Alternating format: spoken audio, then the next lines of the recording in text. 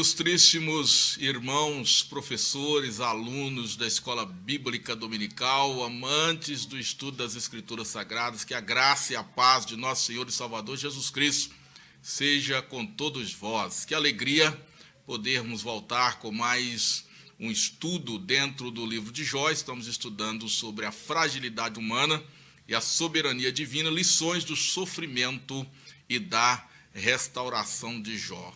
Esses estudos fazem parte do currículo da Escola Bíblica Dominical, das lições bíblicas editadas pela Casa Publicadora das Assembleias de Deus, portanto, indicadas para estudo no quarto trimestre do ano de 2020. Bem, hoje nós vamos ao nosso tema 3, a lição de número 3, propõe para nós o seguinte: Jó e a realidade de Satanás. Nós temos o nosso texto áureo que diz assim: e vindo um dia em que os filhos de Deus vieram apresentar-se perante o Senhor, veio também Satanás entre eles.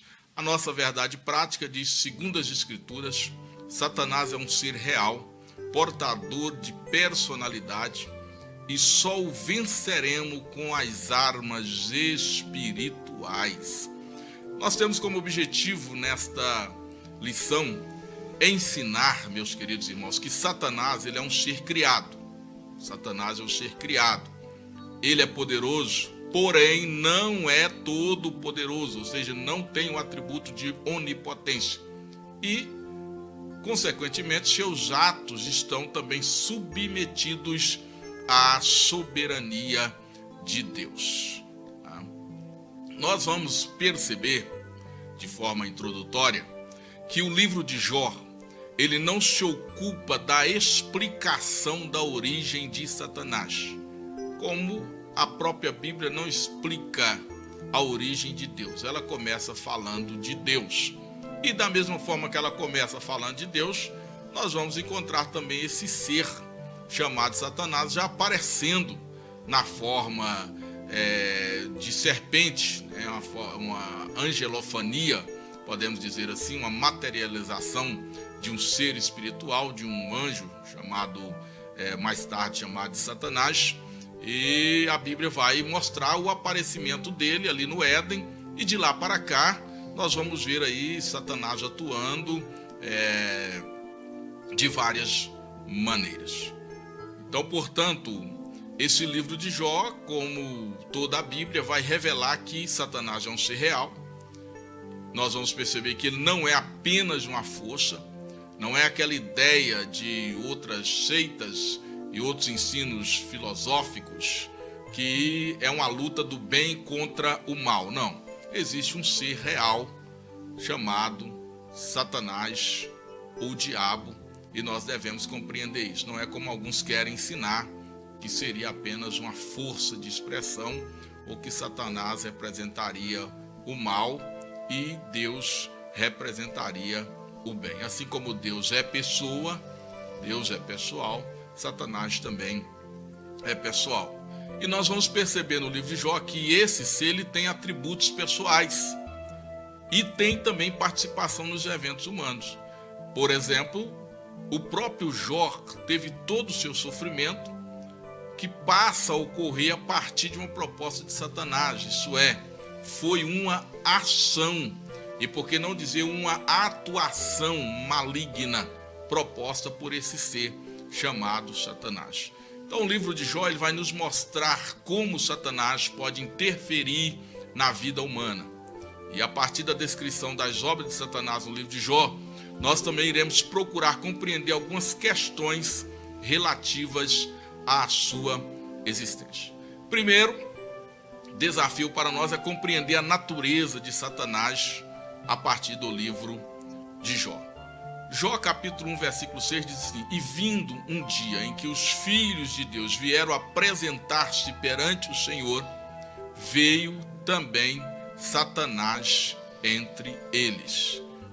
Preste atenção que esse texto ele está mostrando que os filhos de Deus eles vieram apresentar-se perante o Senhor e Satanás também veio, ou seja, um encontro presencial dos filhos de Deus, e nós vamos a corrente teológica mais aceita é de que esses filhos de Deus mencionados no livro de Jó seriam os anjos bons, seriam os anjos eleitos, anjos fiéis a Deus, vieram se apresentar diante de Deus. E Satanás também vem no meio deles. Aí nós vamos ter vários estudos mostrando que Satanás ele tinha um acesso presencial direto a Deus. E a maioria dos teólogos vão concordar que hoje Satanás não tem mais esse acesso, porque esse acesso teria sido interrompido com a encarnação, a morte, a ressurreição de Cristo e sua ascensão aos céus. Então, com o sacrifício de Cristo, com a vitória de Cristo sobre a cruz, Satanás ele contabiliza mais um degrau da sua derrota, e ele então ele teria perdido esse acesso a Deus a partir da sua derrota na cruz do Calvário, implementada por Jesus Cristo, nosso Senhor e Salvador. Bom, então vamos entender quem é Satanás. Satanás ele é um ser criado por Deus como anjo, mencionado no Antigo Testamento, no Novo Testamento, e nós vamos observar que Jesus fez várias menções de Satanás. Inclusive no relato da tentação de Jesus, no início do seu ministério, nós já vamos ter ali Satanás aparecendo e tentando a Jesus no deserto. Mateus capítulo 4, versículo 1 diz: então foi conduzido Jesus pelo Espírito ao deserto para ser tentado pelo diabo. Bem, é importante que a gente analise o termo Satanás, esse nome, porque nós devemos partir de um princípio de que os nomes no contexto hebraico, ele está muito mais relacionado com a vida da pessoa, com as características daquela pessoa, com o propósito de vida daquela pessoa, com as obras daquela pessoa, do que mesmo com o fato de ser uma pessoa. Não é como nós que escolhemos o nome porque achamos bonito. O nome de Pedro, de João, de Paulo, ou de Tiago, ou de Filipe, ou de Maria, de Josefina, de Gabriela, seja como for. No Antigo Testamento, as circunstâncias que envolvia a pessoa é que determinava o nome daquela pessoa.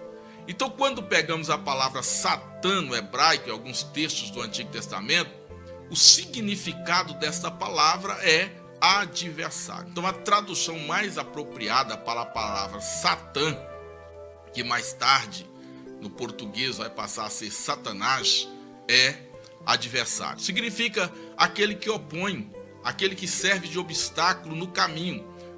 Nós vamos ver no entendimento de Números, no capítulo 22 e 22, que quando Balaão foi convidado por Balaque a lançar tropeço diante do povo de Deus, um anjo se colocou no caminho de Balaão. E a Bíblia vai chamar esse ser que se coloca no caminho de Balaão de Satã.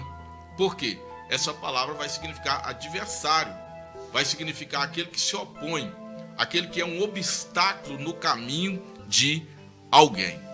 Então nós aprendemos primeiramente que a palavra Satã ou Satanás, ela vai significar obstáculo, ela vai significar adversário, vai significar aquele que se opõe, aquele que serve de empecilho, de atrapalho, de impedimento no caminho de alguém. Faz sentido isso para você?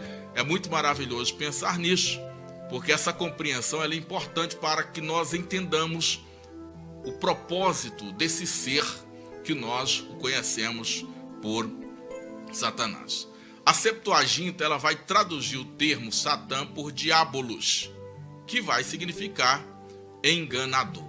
E esse diabo ou diabolos é o termo que vai aparecer em todo o Novo Testamento, indicando esse adversário, esse inimigo que nós o conhecemos por Satanás ou por diabo. É tanto que você não encontra esse nome diabo, na maioria das vezes, com letra maiúscula, porque ser um nome comum, que vai significar enganador, aquele que engana, aquele que é o adversário, aquele que está ali para atrapalhar.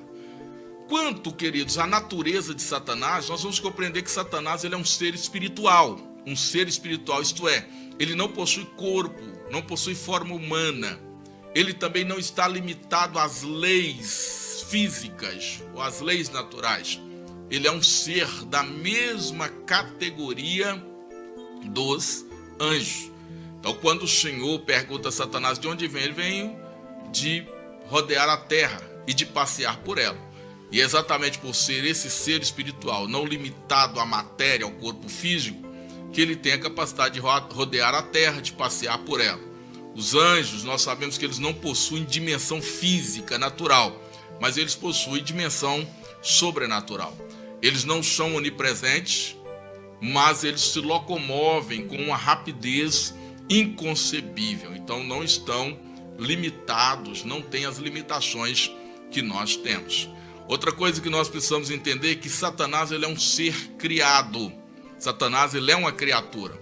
Ele foi criado como um ser espiritual, finito e limitado. Este Satanás, nós vamos perceber que ele também é da classe dos querubins. Os querubins, no estudo da angelologia, ou da angeologia, é uma classe, de anjos que assistem ao trono de Deus. Se você observar o livro de Isaías, no capítulo 6, você vai encontrar uma classe de anjos chamada serafins, que o termo original, ele indica que são seres ardentes, porque estão muito próximos ao trono de Deus e refletem direto a glória de Deus. Então são chamados de serafins. O texto de Isaías, no capítulo 6, vai dizer que eles estavam sobre o trono de Deus e clamavam dia e noite: Santo, Santo, Santo é o Senhor dos exércitos. Quando nós lemos o livro de Ezequiel, nós vamos encontrar também uma imagem, uma visão de Ezequiel demonstrando os seres que estão por baixo do trono de Deus.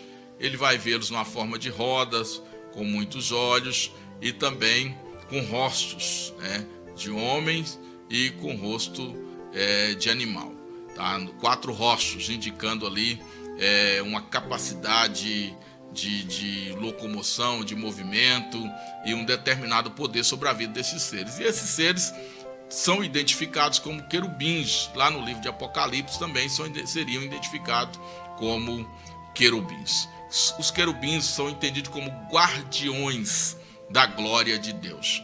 Lá no livro de Gênesis, o texto bíblico informa que quando o Senhor ele expulsou o homem, Adão e Eva, por estarem pecados, expulsara do Éden, ele colocou querubins com espada flamejante para guardar a entrada do Éden e guardar em especial a árvore da vida, para impedir que o homem em pecado tocasse a árvore da vida.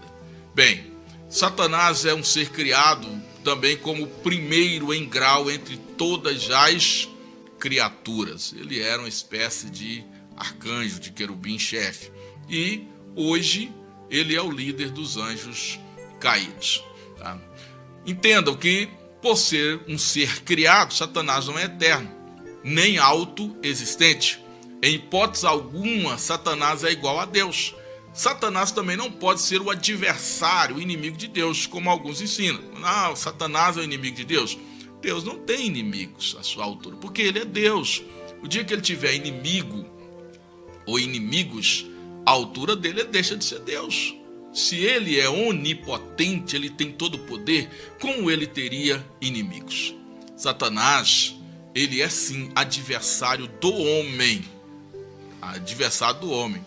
No projeto de Deus para os seres humanos, ele se coloca como obstáculo, ele se coloca como impedimento, ele se coloca como aquele que se opõe, como o adversário, como significa o seu nome, mas jamais pode ser inimigo ou adversário de Deus, porque está muito em desvantagem por ter sido criado pelo próprio Deus. Certamente Deus não criaria alguém que fosse do tamanho dele ou da altura dele para se opor a ele. Ele se coloca também em especial, né? Vou repetir isso aqui, na verdade, para você entender por que esse nome, Satanás, adversário. Porque ele se coloca como adversário no caminho do homem em direção à salvação, em direção à vida eterna. Jesus disse: eu sou o caminho, a verdade e a vida, e ninguém vem ao Pai se não for por mim. E você está procurando entrar nesse caminho. O homem precisa entrar por esse caminho. E Satanás está constantemente se colocando como adversário, como opositor nesse caminho, para impedir que o homem chegue à salvação, que o homem chegue à vida eterna. Bem, Satanás é um ser criado e ele é também dotado de personalidade. Ele tem personalidade. Ele tem em sua personalidade as seguintes características: intelecto, emoções e vontade. Você vai observar que Satanás ele tem uma forma organizada de trabalhar. Ele tem uma estrutura, ele tem estratégia. Satanás pode se alegrar ou se entristecer com os ganhos ou as perdas que ele tem. E ele exerce a sua vontade em alguns aspectos. 2 Coríntios capítulo 2, versículos 10 e 11, o texto sagrado, na parte final, diz assim: para que não sejamos vencidos por Satanás, porque não ignoramos seus ardis. Então Paulo, após aconselhar a igreja a obedecer a alguns requisitos, alguns princípios, ele justifica que esses princípios, essa forma de viver, de andar, de agir, deve ser observada para quê? Para que não sejamos vencidos por Satanás. Porque não ignoramos seus ardis. O que vai significar a palavra ardis aqui? Estratégias, maneira de trabalhar, maneira de se opor, maneira de guerrear. E Paulo está dizendo que nós não ignoramos, ou seja, nós não desconhecemos. Nós temos que ser inteligentes, espiritualmente inteligentes, suficiente para compreender que existem estratégias satânicas para se opor a nós no caminho da salvação, e nós precisamos vencer esses ardis. Em Efésios capítulo 6, versículo de número 11, o texto sagrado vai dizer: revesti-vos de toda a armadura de Deus, para que possais estar firmes contra as astutas ciladas do diabo. Então você está tratando aqui de guerra, de batalha. Paulo está ensinando sobre a batalha, sobre a guerra espiritual. E ele está dizendo que Satanás tem ciladas astutas. Ou seja, ele faz armadilhas, ele arma. Você imagina, num campo de batalha, era muito comum, né? Antes da tecnologia, antes das guerras cibernéticas, tá? As guerras presenciais de encontro de soldado, em que um inimigo ele colocava armadilhas. Por exemplo, num campo onde ele colocava minas, e aquele exército ia atravessar e tinha os seus equipamentos e até a sua vida ceifada por aquelas minas que eram colocadas. Aquilo é o quê? Uma armadilha. Então Satanás não é diferente, ele tem ciladas astutas contra o povo de Deus. Ele usa de coisas obscuras, de ardis, de coisas escondidas, e que o desprevenido espiritualmente, aquela pessoa que não é espiritualmente inteligente, o despreparado espiritualmente, ele facilmente cai nessas armadilhas e sofre os prejuízos impostos pelo inimigo de nossas vidas, que é Satanás. Então, queridos, preste atenção nesse primeiro tópico aqui, nesse primeiro momento do nosso encontro. Você precisa entender que Satanás ele é um ser criado, não é como Deus. Ele possui atributos pessoais, mas não possui os atributos imanentes da divindade, que é onipotência, onipresença e onisciência. Satanás não é onipotente, não é onipresente e não é onisciente. Satanás tem poder, tá? Portanto, não tem todo o poder. Agora, nós não devemos ignorá-lo, mas devemos estar preparados contra os seus ardis. Bem, no segundo momento eu quero chamar a sua atenção para as obras de Satanás no livro de Jó. O livro de Jó e as obras de Satanás. E nós vamos observar que no livro de Jó, Satanás ele provoca dor e sofrimento, Satanás faz acusação e Satanás promove o quê? Tentação. Então ele trabalha com esses três aspectos de obras: dor e sofrimento, acusação e tentação. E talvez nós pudéssemos inverter essa ordem, porque Satanás pode começar com a tentação. Se você cai na tentação, ele promove a acusação. E se você sofre acusação, certamente haverá dor e sofrimento por causa disso. Por que não está invertido isso no livro de Jó? Porque é exatamente o contrário. Satanás, ele trouxe primeiro a dor e o sofrimento sobre Jó, para através da dor e o sofrimento tentar Jó a abandonar a Deus, a deixar de ser fiel a Deus, um adorador fiel. Na verdade, foi o que ele quis acusar Jó diante de Deus, que Jó estaria firmado apenas nos bens de Deus e não no próprio Deus. Que Jó somente era fiel por causa da bênção de Deus na vida dele. E Jó precisou provar que não era assim, não cedendo à tentação e às acusações de Satanás, conforme mostra o seu livro. Jó, ele era um homem justo, e mesmo assim ele sofreu uma imposição de dor causada por Satanás. Agora, presta atenção. Para impor esse sofrimento a Jó, Satanás precisou de quê? Precisou de legalidade. E essa legalidade, ela fora dada por quem? Fora dada pelo próprio Deus. Não foi Jó que deu essa legalidade para Satanás. Deus deu essa legalidade para Satanás exatamente para provar que o homem, ele pode lhe ser fiel pelo que ele é e não somente pelo que ele dá. A legalidade para a ação de Satanás pode ser dada por Deus ou pelo próprio homem. Veja você que Satanás está submetido ao querer de Deus, à vontade de Deus. Segundo, Satanás, ele acusa Jó. Ele acusou Jó de prestar uma religiosidade interesseira, servir a Deus pelo que havia dele recebido. Você vai ver que as pessoas que servem ao diabo, e nós temos, não preciso esconder isso aqui, isso é público, nós temos muitos satanistas nas suas várias formas de religiões, e essas pessoas sempre vão servir a Satanás pelo que ele dá. Elas são levadas a prestar adoração, a prestar culto, a serem cavalos de Satanás, a realizar as obras de Satanás, a trabalhar para ele, mediante uma recompensa material imediata aqui na terra. E são muitos, que recebem dinheiros, que recebem riquezas, que recebem famas. Era muito comum no meio da sociedade brasileira, se falar há 15, 20 anos atrás, sobre aquelas pessoas que faziam pactos com Satanás, com o diabo, para adquirir riqueza. Hoje, devido ao misticismo e à promiscuidade religiosa, e infelizmente há um recuo da igreja nesse combate espiritual, porque a igreja já não é mais tão combativa como ela era há 20, 30 anos atrás, uma igreja realmente de oração, de manifestação do poder e dos dons espirituais, onde qualquer tentativa de manifestação de Satanás era rechaçada pelo poder da palavra e do nome de Jesus, e as manifestações aconteciam. Se identificava com facilidade no meio social a proeminência daqueles que trocavam a sua alma, a sua salvação, a sua vida pela prosperidade material, entregando a sua vida a Satanás.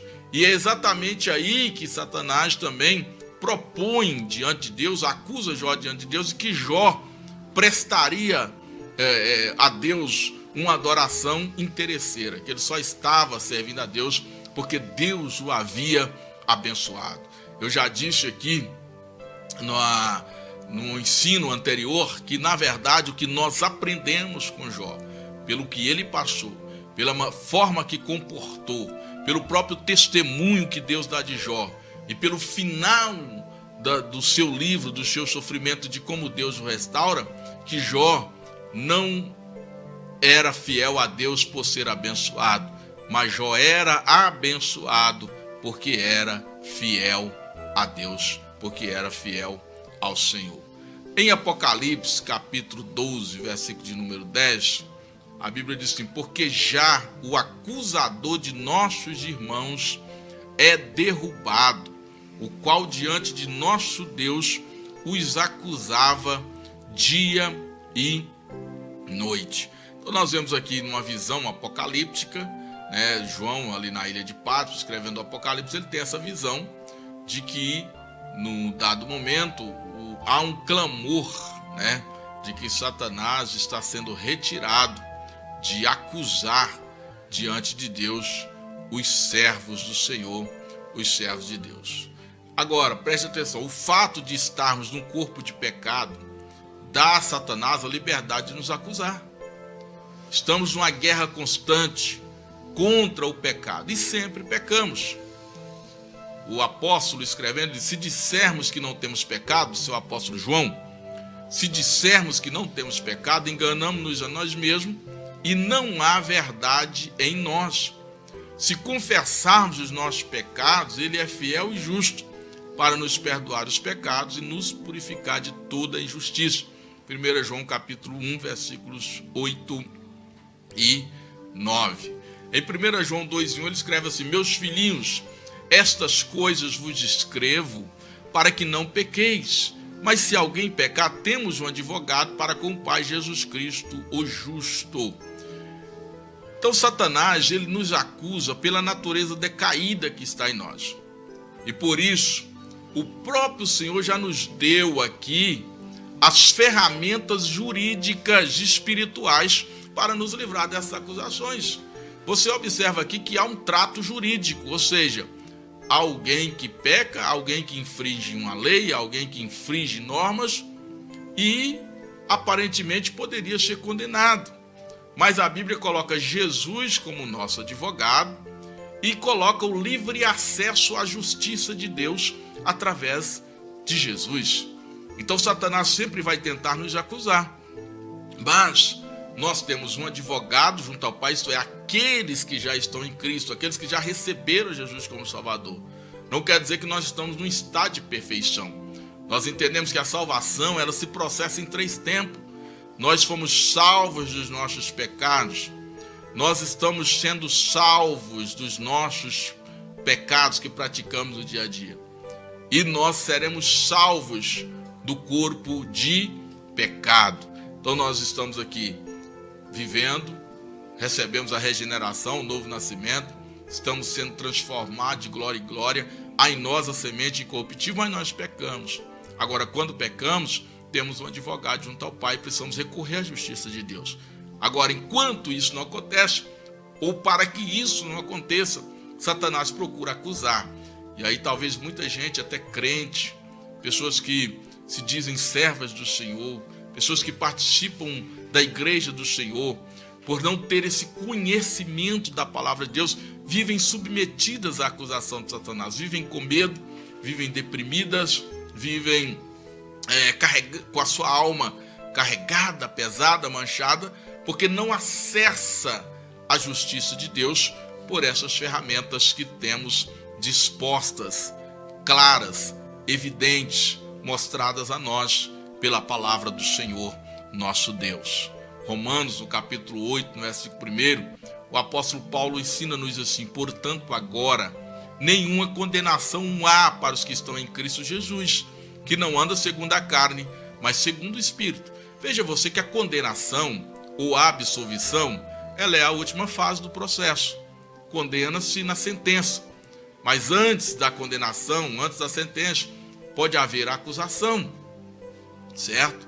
E é isso que Satanás está fazendo, ele está nos acusando, ele é como um promotor de justiça que nos acusa diante do Senhor.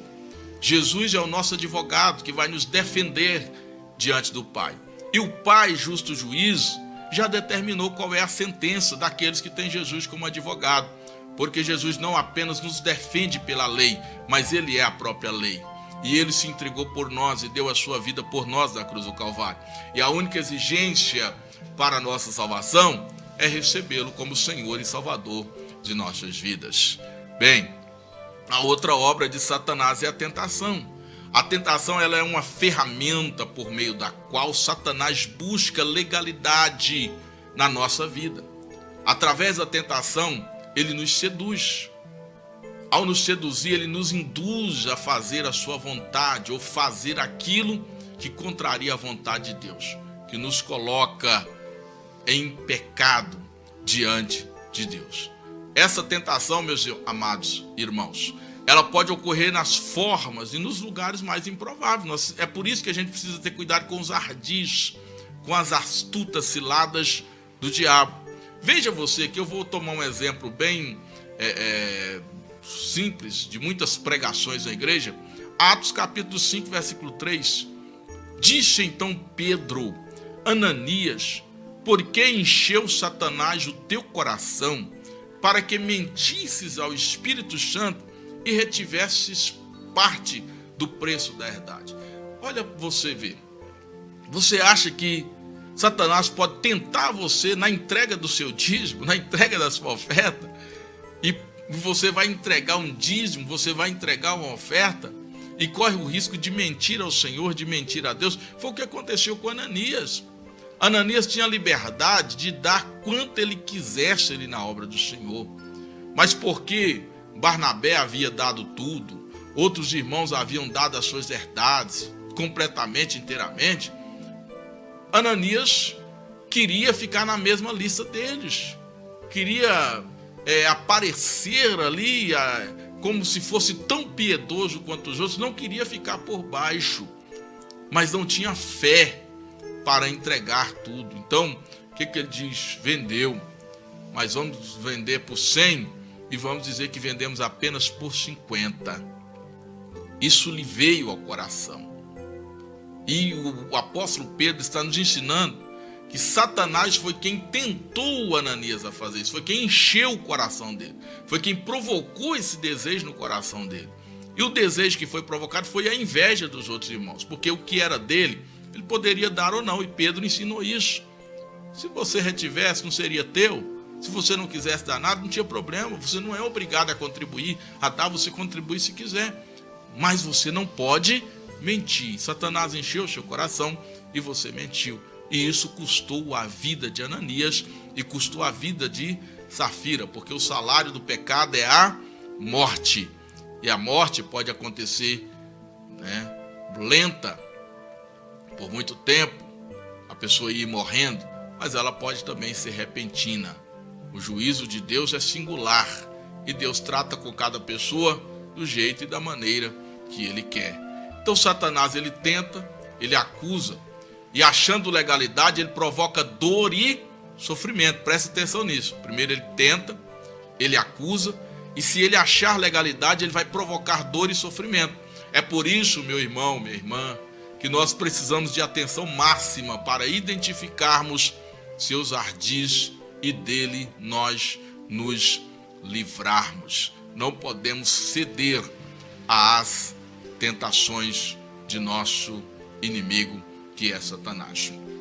No terceiro momento, o livro de Jó, ele também fala sobre o ocaso, ele demonstra para nós o ocaso de Satanás. Queda e ruína de Satanás. Ocaso é uma palavra que no sentido figurado vai significar fim, final, queda e ruína. O livro de Jó, ele não evidencia Satanás, ele não dá proeminência a Satanás, mas ele mostra a derrota de Satanás quando, ao tentar e acusar os servos do Senhor, Satanás, ele foi derrotado. Quando ele tentou acusar o servo de Deus chamado Jó, ele foi derrotado. Porque a Bíblia diz: em tudo Jó não pecou. Satanás tentou, mas em tudo Jó não pecou. Satanás, ele está em queda sistemática. Primeiro, ele é conhecido como o anjo que caiu do céu, ele caiu do seu posto de querubim. Aí Apocalipse capítulo 12, versículo 9, mostra que ele cairá sobre a terra. E sequencialmente, Satanás descerá ao lago de fogo, que é o seu destino final, conforme nos revela a Sagrada Escritura. Nós vamos ver aqui que Jó, ele recebe testemunho de Deus. Deus, ele deu testemunho de Jó. O livro, ele inicia informando que Jó era um homem sincero, reto, temente a Deus e que se desviava do mal. E ao final da prova, Deus mais uma vez utiliza Jó como padrão humano de fidelidade. Já dissemos que isso não significa que Jó era perfeito, mas Jó era reto, Jó era sincero, ou seja, Jó era um homem puro em suas intenções. e buscava o bem como premissa maior na sua vida. Jó, no capítulo 42, versículo 7, o Senhor falando aos amigos, de Jó, ele vai dizer: porque não falaste de mim o que era reto, como o meu servo Jó. E aí você vai observar que Jó, ou seja, que Deus, ele orienta os amigos de Jó ir até Jó e receber o sacerdócio de Jó, porque Jó vai se pôr ali agora como sacerdote e vai interceder pelos seus amigos diante de Deus. Que coisa gloriosa, que coisa maravilhosa. Passando por toda essa prova, Jó se acha, no final da prova, apto. Jó se acha, no final da prova, íntegro, reto. Jó se acha, no final da prova, aprovado para ainda entrar diante de Deus, como outrora ele fazia sacrifício pelos seus filhos, ele era um intercessor diante de Deus pela sua família, ele agora é um intercessor diante de Deus pelos seus amigos. E o próprio Deus está dando esse testemunho, está dando essa legalidade para Jó. Eu imagino agora Satanás, com a cara de tolo, de bobo, vencido, destruído, envergonhado, porque quisera colocar para Deus que Jó era um interesseiro e que estava firmado dos seus bens materiais, mas agora no final dessa prova, Deus está dizendo: Jó é íntegro, Jó é reto, Jó é sincero. E quando Satanás vê Jó indo diante de Deus oferecer sacrifício por ele e pelos seus amigos, certamente isso lhe é um grande tapa na cara. Ele fica muito envergonhado pela sua decepção, pela sua aposta equivocada, pela sua tentação fajuta, maligna, que é do seu perfil contra aquele homem que continua se mostrando justo, temente, fiel ao nosso Deus. Queridos, nós devemos entender que Satanás é um ser real, de natureza espiritual, com muito poder, apesar de ser limitado. Nós devemos estar atentos para identificarmos os ardis desse perigoso e invisível inimigo que se opõe à nossa caminhada em direção à vida eterna. Agora deixa eu dizer uma coisa para você. Nós, portanto, não devemos temê-lo, mas nos preparar, revestindo-nos de toda a armadura de Deus para resistir suas tentações. Jesus, ele já o venceu por nós. O que a palavra do Senhor nos recomenda é evitar dar legalidade para Satanás. Devemos, portanto, fazer o que o apóstolo Tiago nos ensina: sujeitai-vos, pois, a Deus, resisti ao diabo, e ele fugirá de vós. E Paulo, escrevendo aos Efésios, no capítulo 4, versículo 27, ele nos recomenda dizendo: não deis lugar ao diabo. Satanás está vencido por Jesus. E se nós permanecermos na cruz de Cristo, nos utilizando da palavra do Senhor, vivendo uma vida sincera, íntegra e reta diante do Senhor, ele não poderá de forma alguma exercer qualquer poder sobre nós, porque está vencido pelo nome de nosso Senhor e Salvador Jesus Cristo. Que Deus abençoe a sua vida, que esta palavra produza um efeito profundo em você, que o nome maravilhoso de Jesus permaneça sobre a sua vida e que o Senhor seja glorificado em nós.